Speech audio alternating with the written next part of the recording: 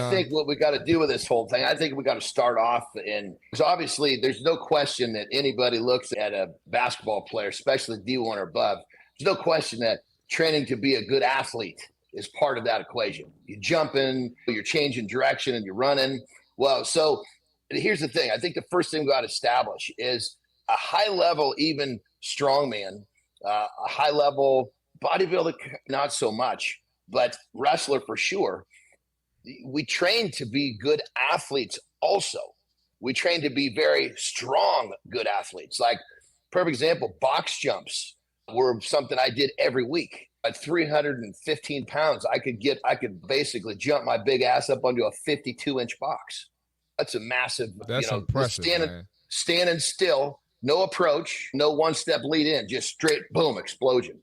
And I had I think a 38-inch vertical where you're going up and touching the thing, 300 pounds. So what I'm getting at is in athletics, there's always going to be the element of training to be a good athlete. Even as a bodybuilder, you don't do a ton of that, but you're still making sure that you're limber. There's always elements of being a good athlete that's weaved into any type of high-level sport. So I think that's something right now that we got to get. People say, oh, these guys are strong, but they're not good athletes. I would say most good athletes would agree that a 315-pound guy jumping his big ass up into a 52-inch box, that's some athletic ability. Oh, yeah. No, that's, like I said, that's actually really impressive. I think the thing that, that sports, and a lot of people don't respect it. If you don't play like in the NBA or the NFL, they don't respect it. But we're doing the stuff that the bodybuilders are doing as far as the compound movements, but we got to have skill with it too. So you got to be able to throw, you got to be able to catch, you got to be able to shoot. People don't know what it's like going to lift and then you got to shoot after. So just that alone is crazy. And I think the art, or I guess the act of jumping, is so underrated that even if whether you're an athlete or a bodybuilder or even just gen pop, the benefits that come from jumping, the injury prevention. Right, you're working every muscle in your leg, and just being able to land. You think about stepping off of a curb, stepping off of a step. Those muscles are activated, and that's pretty much like the same function, the same movement for real. And I feel like people need to even incorporate some athletic training, even if you're not an athlete.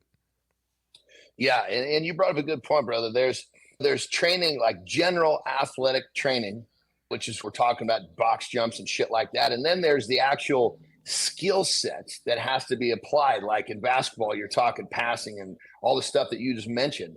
And even in the strength sports, like in strongman, there's all different modalities that you've got to learn to do. Like those early in the show, I was talking about me being basically training to be more proficient at lifting Atlas stones. There's so much technique in that shit. It'll blow your mind. Like when you're passing a basketball, forgive me, I'm not sure, but something about the thumbs got to go through, correct? The thumbs got to go through, yep. Yeah, there we go. John. So there you go, John.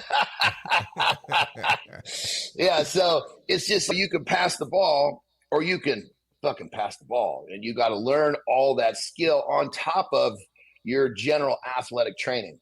And so I think what we're defining here is there's like a foundation of training to be a good athlete. And then there's the skill set that you've got to stack on top of that. And I think that's the thing that people miss. They just think, oh, he's a good athlete. He can play. Well, the really good athletes, they're good athletes and they learn to play. They learn that skill set. And that's what makes them a good basketball player, a good football player, a good strongman, whatever it is. Yeah, and that's one thing. I respect any level of high athlete, whether that's bodybuilding, strongman, basketball, football. And I don't know if you've seen recently, but there was a basketball analyst and an NFL analyst within the past few months. They're basically saying which sport requires more skill, and it became like a big thing. And can a football player play basketball? Can a basketball player play football? But it's just like it doesn't matter what it is. It's tough. Whatever it is, it's freaking tough. I'm sure. What do you think was tougher, training for strongman or training for bodybuilding or training for wrestling? Realistic, when it came down to it, they were all very difficult in their own regard. It's like a difference. Like I talked about when I was training for strongman, it was muscle endurance. I'm taking a weight off a squat rack and I'm choosing not to put it away. I'm going until I crash. That's difficult shit. Then I told a different story about when I went to wrestling, I need to be more quick on my feet. So I cleaned 100 kilos, 220 pounds, 100 reps, actually 101 in one set with no break. So it's choose what difficulty are you going to pick? It's to get to high level. Here's the thing. If you look at, we talked about the foundation of being general athletics and of course, learning your skill set. What allows a person to do that is the shit that we talk about on the show. You got to show up when you're supposed to show up. You got to do everything with intention. There's all of these different skills that even allow you to be able to develop that basic athletic ability, which then allow you to go into the skill set of your actual whatever it is that you're working for. There's so many differences, but there's also so many similarities. It's like, God, there's been a few guys like, what's his name? God, I was in a commercial with him.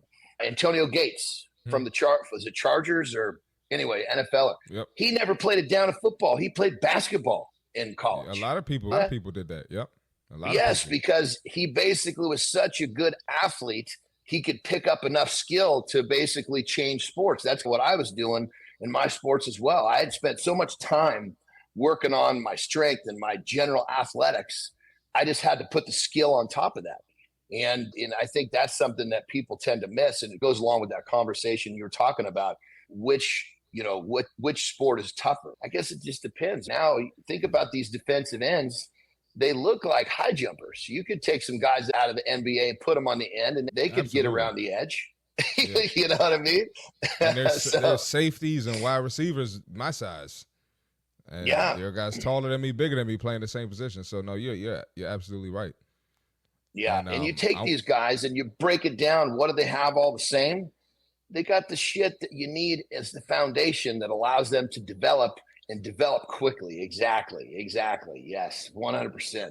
So yeah, I think that this is a great conversation. And what I want people to understand is that they're looking at the skill at the top. The skill is like the goddamn roof of the house. Start looking at the foundation. Is the foundation strong? And the foundation, just like you said, Marty, is right here. Because without this, you ain't got shit. And keep going, brother. I was just gonna say, and the reps. Like we had a whole episode on. Bam. These dudes been getting, and ladies, they've been getting reps in since they were 5 years old. A lot of times, I started hooping when I was 5. So don't ever underestimate, or think one sport is superior than the other. Everybody's putting work in. Yeah, getting the reps in. Marty, I overheard the conversation. Jonny doing box jumps. I've seen you do box jumps, Marty. Just enlighten me for a second, Marty. Just pause me. Can you imagine that big man doing box jumps? Yeah, that's impressive, man. That's impressive, dude. What were you doing, Jonny? 48, 64? Like, what were you doing for height, brother? 52, baby. Holy farkaroni. So Johnny's not a little man. So and here's the thing. Here it was this thing. See, the lowest box at Athleticism is 52 inches. And so it was a big thing amongst all of us. Who can jump up there without completely taking all the skin off their shins? Because you catch a toe on the front of that box, your shin is sliding down and you're losing all of your skin on your shin. And so when you can walk up to one of these boxes, just go boom and land on the top, that's like it's almost like a pet event. It's a crowd pleaser. That's what's up.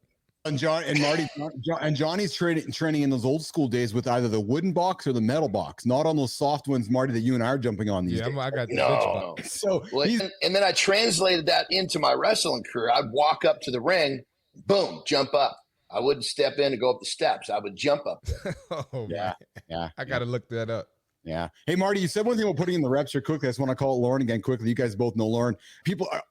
Women come to her and say, oh, how did you get those arms? Or how did you look? Did you spend the last 30 days working out? No, I've spent the last 25 years of my life working out. I've spent the last 25 years of my life putting in the reps every single day in the kitchen and in the gym. Right. So it's funny when you talk about reps, hey, John, Marty, because that's just what it is. You got to put the reps in. Don't hit the snooze button, put the reps in. Yeah, for sure. 100%. Can't get it. There's no substitute. No substitute. All right, let's keep rolling, guys. Now it's time for Community Corner, where we celebrate creators and innovators who are making waves. Just wrapped up the In the Gym segment with John and Marty every single day around 9:15 Eastern time, giving you guys gym advice to help you achieve some big ass goals here.